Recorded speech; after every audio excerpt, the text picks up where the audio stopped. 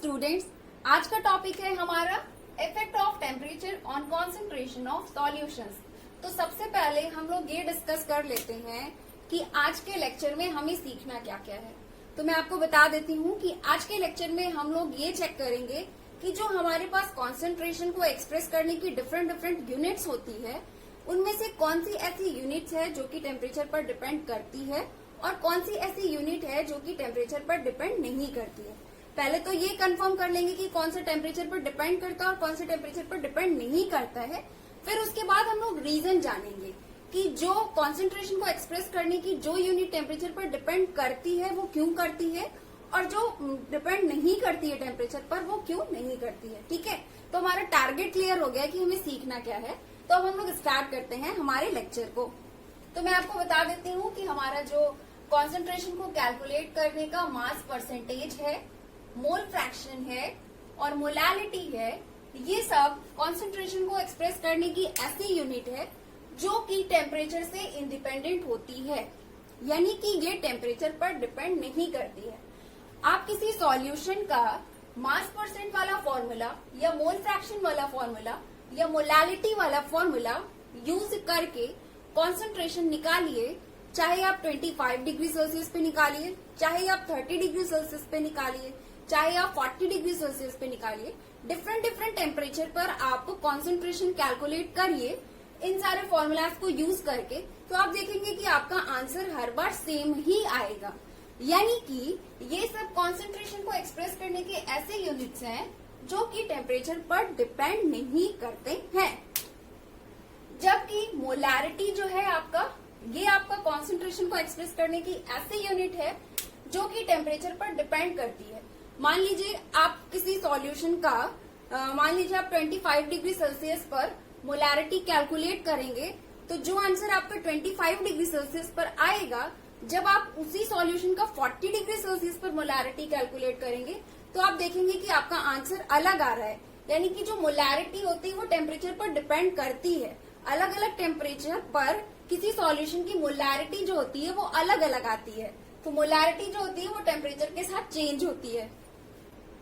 हमारा ये तो क्लियर हो गया कि mass percentage, mole fraction and molality जो होती है ये टेम्परेचर पर डिपेंड नहीं करती है और मोलारिटी जो होती है वो टेम्परेचर पर डिपेंड करती है। तो अब आ जाते हैं हम लोग इसके रीजन पे कि ऐसा क्यों होता है।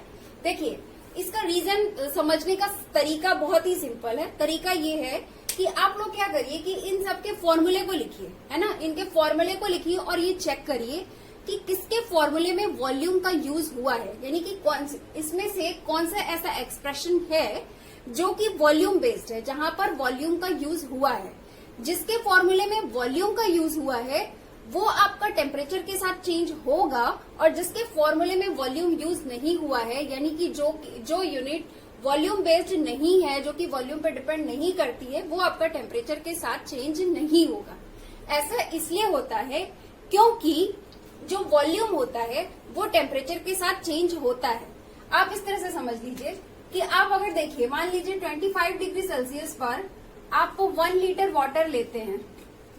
ओके, 1 लीटर आप वाटर लेते हैं 25 डिग्री सेल्सियस पर, तो आप देखेंगे 40 डिग्री सेल्सियस पर अब आप क्या करिए, उसी वाटर के वॉल्यूम को चेक करिए 40 डिग्री सेल्सियस पर। तो बताइए कि क्या उसका वॉल्यूम कांस्टेंट रहेगा? अब भी उसका वॉल्यूम जो है वो 1 लीटर ही रहेगा? नहीं, ऐसा नहीं है। जब आपका टेम्परेचर जो है वो बढ़ेगा, तो टेम्परेचर बढ़ने पे क्या होता है, टेम्परेचर बढ़ने पे मॉलिक्यूल्स दूर दूर हो जाते हैं ना, तो वॉल्यूम इसका कुछ इंक्रीज हो जाएगा, है ना। 1 लीटर जो था वो अब 1 लीटर नहीं रहेगा, उससे कुछ अलग होगा। तो होता क्या है कि जो आपका वॉल्यूम होता है, वॉल्यूम जो होता है वो आपका वो टेम्परेचर के साथ चूंकि चेंज होता है, तो जिसके फॉर्मूले में वॉल्यूम आता है वो वाली यूनिट टेम्परेचर चेंज होने पर चेंज होती है, और जिसके फॉर्मूले में वॉल्यूम नहीं आता है वो वाली यूनिट टेम्परेचर चेंज होने पर चेंज नहीं होती है। ओके, तो जैसे कि हम बात करते हैं पहले मास परसेंटेज की, तो मास परसेंटेज का फॉर्मूला क्या है? Mass percentage is equal to, हमें पता है, mass of solute upon mass of solvent into 100, है ना। तो क्या मास परसेंटेज के फॉर्मूले में वॉल्यूम है? वॉल्यूम नहीं है ना।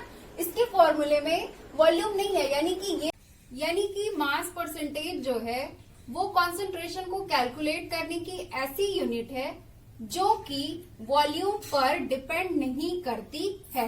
इसलिए ये क्या होगा, टेम्परेचर के साथ चेंज नहीं होगा। अगर उसी तरह से हम लोग मोल फ्रैक्शन की बात करें तो मोल फ्रैक्शन के फॉर्मूले को चेक करें तो उसके फॉर्मूले में क्या होता है, यहाँ पे total consideration number of moles का होता है ना। जब आप सॉल्यूट के मोल फ्रैक्शन लिखते हो, सॉल्यूट का मोल फ्रैक्शन लिखते हो तो वहां पर आप क्या लिखते हो, number of moles of solute upon total number of moles of solution.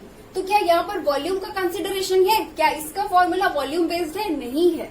तो यही रीजन है कि जो हमारा मोल फ्रैक्शन है वो भी टेम्परेचर से इंडिपेंडेंट है। इसी तरह से मोलालिटी की बात करें तो मोलालिटी का फॉर्मूला क्या होता है, मोलालिटी इज इक्वल टू आपका क्या होता है, मोलालिटी इज इक्वल टू होता है number of moles of solute upon mass of the solvent in kilogram, है ना। तो इसके फॉर्मूले में भी वॉल्यूम का कंसिडरेशन नहीं है, तो ये भी क्या होगा, इस पे भी वॉल्यूम नहीं है, तो ये भी क्या होगा, टेम्परेचर से इंडिपेंडेंट होगा।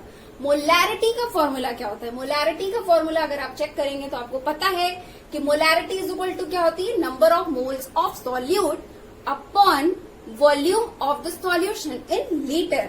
यानी कि इसके फॉर्मूले में वॉल्यूम यूज होता है। इसका जो फॉर्मूला है वो वॉल्यूम डिपेंडेंट फॉर्मूला है, वॉल्यूम बेस्ड फॉर्मूला है। और चूंकि हमें पता है कि जो वॉल्यूम होता है वो टेम्परेचर के साथ चेंज होता है, तो ऑब्वियस सी बात है कि जिसके एक्सप्रेशन में, जिस भी कॉन्सेंट्रेशन को एक्सप्रेस करने की यूनिट में वॉल्यूम का कंसिडरेशन होगा, वो वाली यूनिट जो होगी वो टेम्परेचर पर डिपेंड करेगी, है ना। क्योंकि वॉल्यूम टेम्परेचर के साथ चेंज होता है, तो सिंपल सी बात है, तो वो वाली यूनिट भी टेम्परेचर के साथ चेंज होगी जहां पर वॉल्यूम का यूज किया गया है। तो यहाँ पर हमारा effect of temperature on concentration of solutions, ये टॉपिक हमारा कंप्लीट हो गया है। अब हम लोग मिलेंगे नेक्स्ट लेक्चर में। Have a nice day, thank you so much.